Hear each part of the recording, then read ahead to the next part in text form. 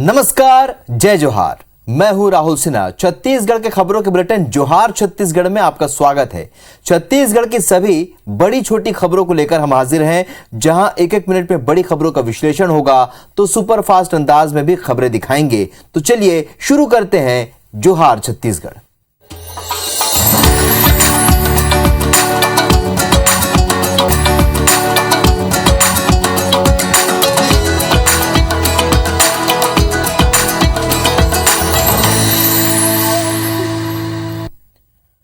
छत्तीसगढ़ में एक बार फिर से सीएम भूपेश बघेल और पूर्व सीएम रमन सिंह के बीच जबानी जंग तेज हो चुकी है। दोनों नेता एक दूसरे पर मानहानि का दावा ठोकने की बात कह रहे हैं। देखिए रिपोर्ट।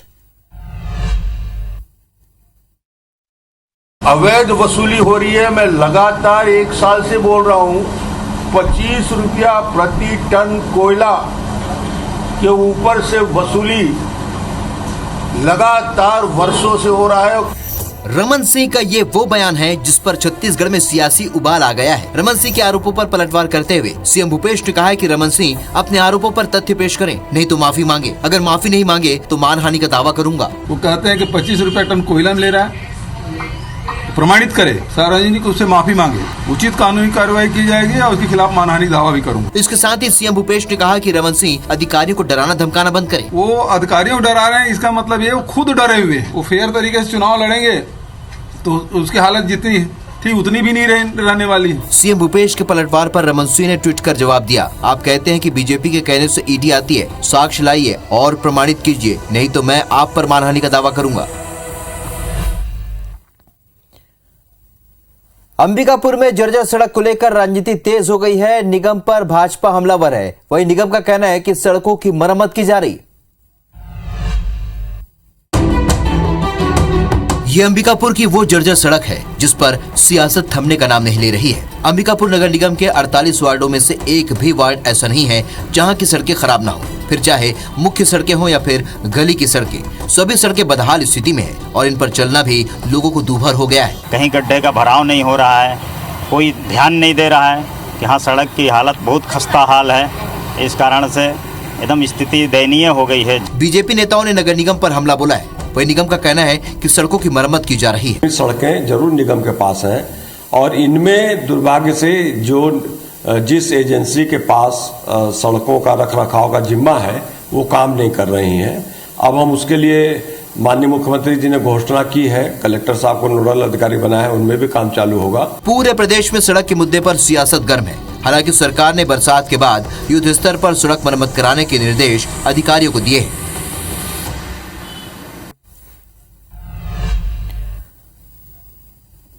बिलासा एयरपोर्ट से आईएफआर और नाइट लैंडिंग का रास्ता साफ हो चुका है। वित्त विभाग ने लंबित फंड की मंजूरी दे दी है, लिहाजा यात्रियों को एयरपोर्ट विस्तार की उम्मीद जगी है।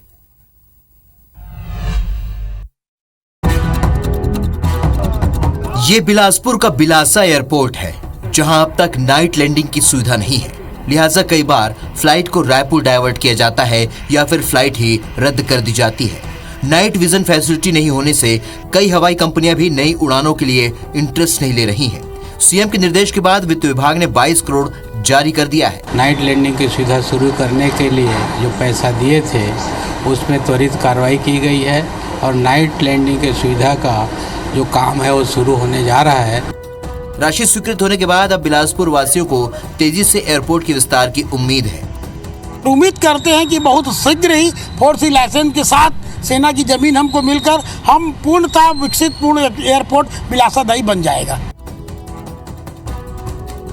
माना जा रहा है कि स्वीकृत राशि से नेविगेशन और एयरपोर्ट में नाइट लैंडिंग में बाधा बनी समस्या को दूर किया जाएगा। रायगढ़ जिले में महिला समूहों को स्वरोजगार से जोड़ने के लिए शुरू की गई टेक्सटाइल मिल योजना शुरू होने से पहले ही दम तोड़ने लगी है। योजना के तहत 60 लाख रुपए खर्च कर मशीनें मंगाई गई थी। बस्तर की तर्ज पर रायगढ़ जिले में महिलाओं को आत्मनिर्भर बनाने रोजगार विभाग ने टेक्सटाइल मिल शुरू करने की योजना बनाई थी। लाइवलीहुड कॉलेज में इसके लिए सेटअप तैयार किया गया था। 80 महिलाओं को अत्याधुनिक मशीनों को ऑपरेट करने की ट्रेनिंग दी गई थी। महिलाओं को ड्रेस डिजाइनिंग और कटिंग भी सिखाया गया था। रोजगार विभाग ने दावा किया था कि उद्योग समूहों से MOU कर महिला समूहों को काम दिलाया जाएगा। ट्रायल के तौर पर काम तो मिला, लेकिन अब महिलाएं खाली बैठी हैं। रायगढ़ जिला में सिलाई की प्रशिक्षण लेके बैठी हुई है, जो अभी बेरोजगार होकर पड़ी हुई है। बच्चों का यूनिफॉर्म बनाने को काम करती थी, मगर अभी की स्थिति में वो काम भी उनको नहीं दिया जा रहा है। इस मामले में रोजगार विभाग के अधिकारी गोलमोल जवाब दे रहे हैं। जो भी स्थापित उद्योग हैं उनसे संपर्क कर वहाँ जो यूनिफॉर्म इत्यादि की मांग हो, संबंधित मांग लेकर के हम प्रशिक्षित महिला आवेदकों के माध्यम से उस मांग को पूर्ति करने का प्रयास किया जा सकता है। राज्य शासन की योजना अच्छी थी, लेकिन विभागीय अधिकारियों की उदासीनता की वजह से इसका पलीता निकल गया। बस्तर में जल्द ही पाम ऑयल का उत्पादन हो सकेगा। फिलहाल 200 हेक्टेयर में पाम के पौधे लगाए जा चुके हैं। इसे बढ़ाने की कोशिश जारी है।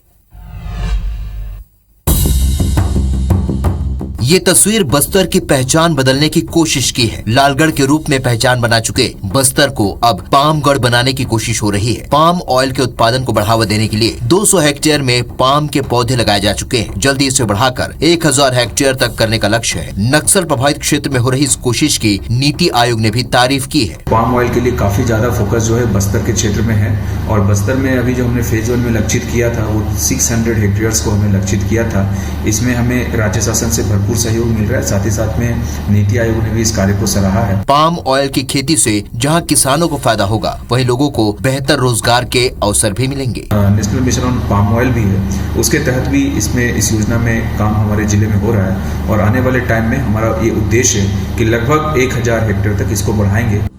बस्तर में यदि पाम ट्री की सफल पैदावार होती है तो विदेश से आयात होने वाले पाम ऑयल की निर्भरता में कमी आएगी।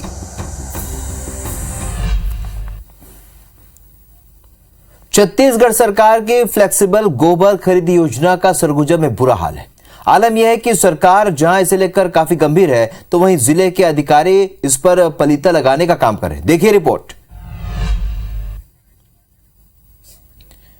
बढ़ते आगे, बात करते रायगढ़ की, जहां पर छत्तीसगढ़िया ओलंपिक के आयोजन में बड़ा हादसा हो गया। कबड्डी खेलते हुए एक युवक की मौत हो गई। देखिए रिपोर्ट।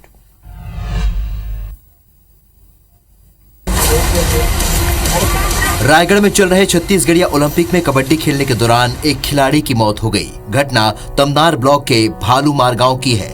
बताया गया कि 35 वर्षीय खिलाड़ी ठंडाराम मालाकार पटकनी के दौरान बेहोश हो गया था, जिसके बाद उसे घरघोड़ा अस्पताल ले जाया गया। नाजुक हालत को देखते हुए जिला अस्पताल रेफर किया गया, लेकिन खिलाड़ी ने रास्ते में ही दम तोड़ दिया। उनको हॉस्पिटलाइज किया गया, और हॉस्पिटलाइज करने के दौरान उसको रेफर किया गया था, जहां पर उसको डॉक्टर के द्वारा मृत घोषित किया गया है। घटना के बाद परिजनों ने मुआवजे की मांग को लेकर चक्का जाम कर दिया। हालांकि सीएम की 4 लाख मुआवजे की घोषणा के बाद मामला शांत हुआ। कबड्डी के दौरान उसको विपक्ष पार्टी लोग दबाकर मतलब मार दिए हैं, और वहां पर कोई ट्रीटमेंट का व्यवस्था नहीं था, और वहां से हम लोग को हॉस्पिटल आने में लगभग 4 घंटे लग गया है भालूमार से। स्थानीय खेल और खेल प्रतिभा को बढ़ावा देने के लिए छत्तीसगढ़िया ओलंपिक का आयोजन प्रदेश भर में किया जा रहा है।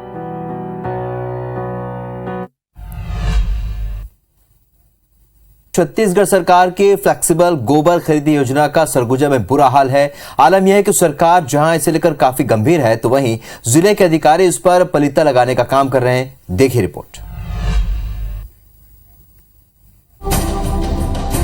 छत्तीसगढ़ की गोधन न्याय योजना के साथ सरगुजा में अन्याय हो रहा है। 2 रुपए प्रति किलो गोबर खरीदी वाली योजना पर अधिकारी कर्मचारी पलीता लगा रहे हैं। इसका अंदाजा इस बात से लगाया जा सकता है कि जिले के 9 गोठान से 15 दिनों का पखवाड़ा चलाकर 30 क्विंटल गोबर खरीदा गया, जबकि लक्ष्य जिले के 305 गोठानों से 30 क्विंटल गोबर खरीदी का था। 30 क्विंटल अधिकतम मिनिमम खरीदना चाहिए। जितना ज्यादा खरीद ले वो अलग चीज है, लेकिन हम मिनिमम टारगेट रखे हैं 30 क्विंटल होना चाहिए पर गोठ। जिले में अब तक 2,21,301 क्विंटल गोबर की ही खरीदी हो सकी है, जिसमें से 72,000 क्विंटल कंपोस्ट तैयार होना था, मगर हो पाया महज 69,000 क्विंटल, जिसमें से बिक्री कंपोस्ट की मात्रा 62,000 क्विंटल ही है। हम लोग प्रचार प्रसार कर रहे हैं, पंचायत विभाग भी कर रहा है, और हमारे आरईओ भी ये प्रचार प्रसार कर रहे हैं कि जितने अधिक से अधिक गोबर पालक लोग लाएं। जरूरत है इस ओर तमाम बेहतर प्रयास किए जाएं, ताकि इस योजना का लाभ लोगों को मिल सके और सरकार की मंशा भी पूरी हो सके।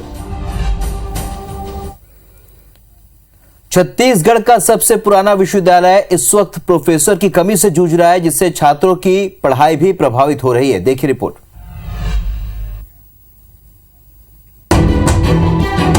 ये छत्तीसगढ़ का सबसे पुराना पंडित रविशंकर शुक्ल विश्वविद्यालय है, जो प्रोफेसर की कमी से जूझ रहा है। विश्वविद्यालय में प्रोफेसरों की भर्ती की सूचना जारी होने वाली थी। इससे ठीक पहले आरक्षण पर हाई कोर्ट का फैसला आ गया, जिसके बाद रविशंकर विश्वविद्यालय में प्रोफेसर भर्ती प्रक्रिया पर रोक लग गई है। विश्वविद्यालय में 50% एसोसिएट प्रोफेसर और असिस्टेंट प्रोफेसर की कमी है। विश्वविद्यालय की नैक रैंकिंग भी इससे प्रभावित हो रही है। हाई कोर्ट का डिसीजन है कि आरक्षण जो पूर्व में लागू थी 58%, उसको हाई कोर्ट ने रद्द किया है और 50% तक सीमित रखने के लिए बोला गया है। उस संबंध में जब तक राज्य शासन का निर्देश हमको प्राप्त नहीं होगी, तब तक हम उसमें आगे कार्रवाई नहीं कर पाएंगे। नैक ग्रेडिंग की जो प्रोसेस है हमारी, वो कंटिन्यूअस प्रोसेस में है। कुछ समय के लिए हमने उसको स्थगित रखा हुआ है। प्रोफेसर की कमी का खामियाजा स्टूडेंट्स को भुगतना पड़ रहा है। जहां छात्रों की पढ़ाई प्रभावित हो रही है, वहीं विषय विशेषज्ञों की कमी से स्पेशलाइजेशन करने वालों को भारी दिक्कत हो रही है।